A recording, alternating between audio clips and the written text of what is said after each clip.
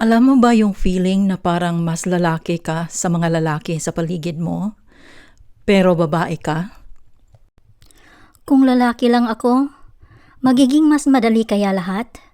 Mas madali ba silang mag-appreciate sa ginagawa ko sa pamilya? Siya ang unofficial head ng pamilya. Isa lang siyang babae sa magkakapatid. Lahat ng gawain sa bahay, aasahan siya.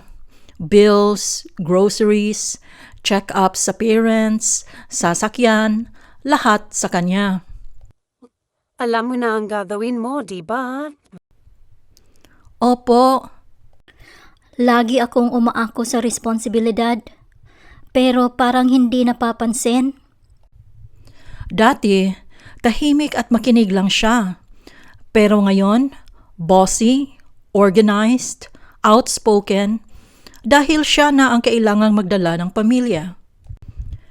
Ang papa niya, traditional toxic masculine.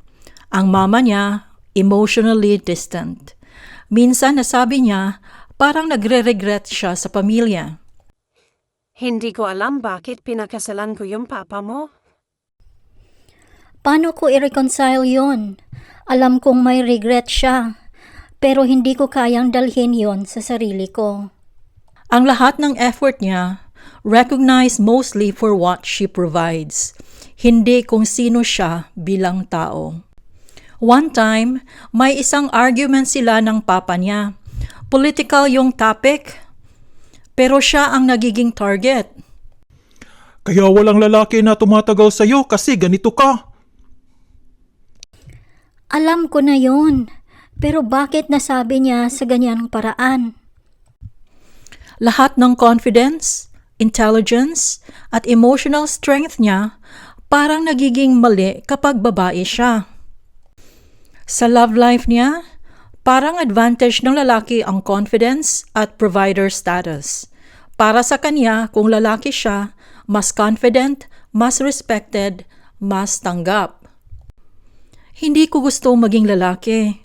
Gusto ko lang, hindi masayang ang potential ko bilang babae. Kahit mataas ang career niya, kahit capable siya emotionally, parang ang world unfair sa kanya dahil babae siya. Hindi siya perfect, hindi siya beauty icon, pero competent at emotionally intelligent. Ang dilemma, paano makahanap ng balance, respeto, pagmamahal at self-worth sa isang world na may double standard? Parang lahat ng confidence ko, kapag babae ako, mali sa mata ng iba. Pero, she's learning to honor herself. Hindi para maging lalaki, kundi para i-value ang sarili. Gusto ko lang na hindi masayang ang effort ko. Hindi para patunayan sa iba, pero para malaman ko, sapat na ako bilang babae. Alam niya, hindi niya kailangan maging lalaki para maging respected o mahalin ng tama. Kailangan lang niyang i-reset ang boundaries at i-define ang sariling worth.